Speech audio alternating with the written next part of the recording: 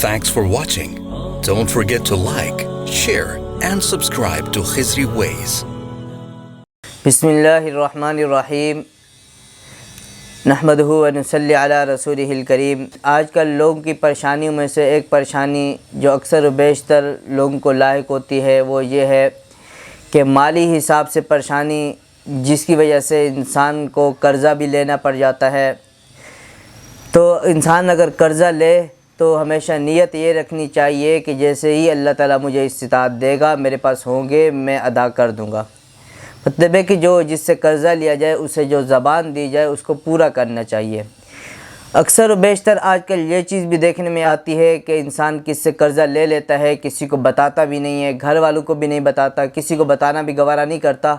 फिर होता यह है कि मौत का तो देखो कोई पता नहीं चलता, हर किसी को आनी है। इंसान फोत हो जाता है तो बाद में लोग आ जाते हैं कि हमें हमारा इतना कर्ज़ा देना था, इतना। तो बेहतर ये है कि आजकल किसी से भी कर्ज़ा लें, घर में बीवी बच्चों को बता दें, अपने पास लिख लें ताकि पता तो हो।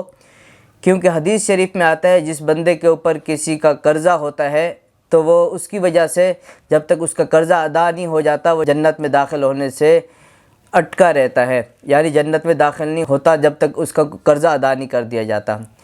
और एक हदीस शरीफ में है, आप सल्लल्लाहु अलैहि वसल्लम ने इरशाद फरमाया, कबीरा गुनाहों के बाद सबसे बड़ा गुनाह ये है कि इंसान के ऊपर कोई कर्ज़ा हो और उसने अपनी ज़िंदगी में भी अदा नहीं किया और उसने अपनी विरासत में भी कोई माल नहीं छोड़ा जिससे उसका कर्ज़ा अदा हो।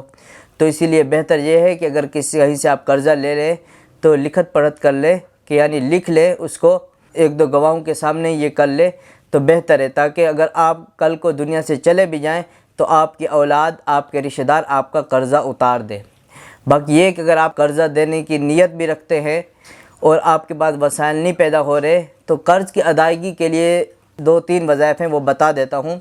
तिरमिज़ी शरीफ के अंदर हज़रत अली का एक वाक़या नकल किया है कि हज़रत अली रज़ी अल्लाह ताला अन्हु के पास एक ग़ुलाम आया तो उसने बोला कि मेरे ऊपर कर्ज़ा है कि मैं अपना कर्ज़ा नहीं उतार पा रहा।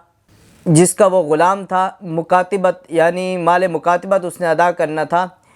होता ये था कि जब ये ग़ुलाम और लोंडियों का ये निज़ाम होता था तो बहुत दफ़ा ग़ुलाम अपने मालिक को बोलते थे, हम आपको इतनी रकम दे देंगे, किस्तों में करके दे देंगे, इतनी रकम दे देंगे, आप हमें आज़ाद कर दें।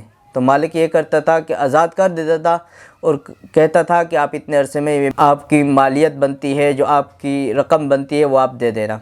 तो इस तरीके से ग़ुलाम आया, उसने हज़रत अली से ये शिकायत की कि मेरे वसाइल नहीं बन रहे, मैं कर्ज़ा अदा नहीं कर पा रहा।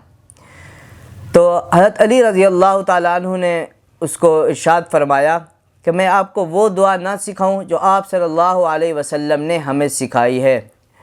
वो दुआ ये है, अल्लाहुम्मा मकफ़िनी बिहलालिका अन हरामिक व अगनिनी बिफ़ज़लिका अम्मन सिवाक।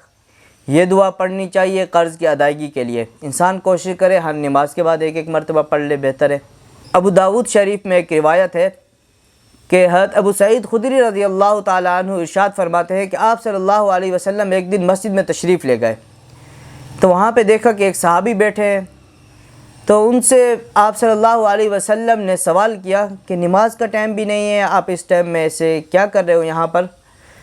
तो उन्होंने अर्ज़ की, मेरे ऊपर कर्ज़ा है बहुत ज़्यादा और मुझे बहुत ज़्यादा गम है, जिसकी वजह से मैं परेशानी की वजह से यहाँ बैठा हुआ हूँ।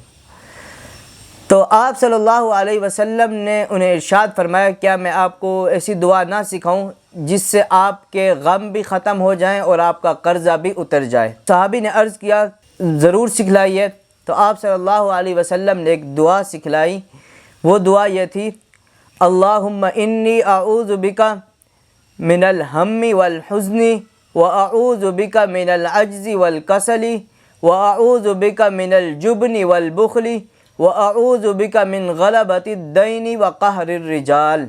आप सल्लल्लाहु अलैहि वसल्लम ने उनको इरशाद फरमाया कि ये दुआ आप सुबह शाम पढ़ लिया करो, इंशाअल्लाह आपका कर्ज़ा भी उतर जाएगा और आपका गम भी ख़त्म हो जाएगा। वो सहाबी फरमाते हैं, ये दुआ मैंने पढ़ना शुरू की, कुछ ही अरसे बाद मेरा सारा कर्ज़ा भी उतर गया और मेरे गम भी ख़त्म हो गए। तो आजकल इंसान को तरह तरह की परेशानियां हैं, टेंशनें हैं, तो इसीलिए इन मसनून आमाल को अपना मामूल बनाना चाहिए कि इंसान कोशिश करे صبح شام اس دعا کو پڑھ لے، قرضہ ہے اس دعا کو پڑھ لے، انشاءاللہ اس کی برکت سے آپ کا قرض ادا ہو جائے گا، اللہ تعالیٰ غیب سے اس کے اسباب پیدا کر دے گا۔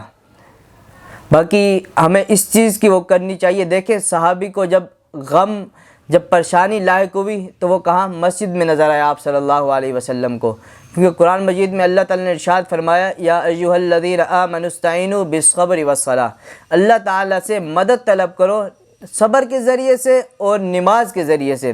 تو صحابہ اکرام کی زندگی کو اگر ہم دیکھتے ہیں تو ان کو کوئی بھی پریشانی ہوتی تھی وہ نماز پڑھنا شروع کر دیتے تھے، 2 رکعت پڑھتے تھے، اللہ تعالیٰ سے دعا کرتے تھے۔ تو ہمیں بھی اگر کوئی بھی پریشانی آئی ہے، ہم جہاں دنیاوی اتنے وسائل اختیار کرتے ہیں، اتنے راستے اختیار کرتے ہیں، تو ہمیں اللہ تعالیٰ کی ذات پہ توکل کر کے، اللہ تعالیٰ کی ذات پہ یقین رکھ کے اس سے دعا بھی کرنی چاہیے۔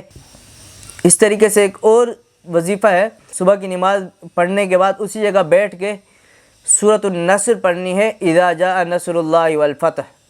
یہ سورت پڑھنی ہے 41 مرتبہ 41 دن تک کنٹینیو کرنا ہے، درمیان میں ناغہ نہیں کرنا۔ اگر سورج طلوع ہو گیا آپ نے اس دن وظیفہ نہیں کیا تو یہ ناغہ ہو جائے گا، پھر دوبارہ سے شروع کرنا پڑے گا۔ یہ کرنا 41 دن پابندی کے ساتھ ہے، درمیان میں ناغہ نہیں کرنا۔ یہ وظیفہ بھی ساتھ میں عمل میں رکھے، انشاءاللہ اس کی برکت سے بھی آپ کے قرض ادا ہو جائیں گے۔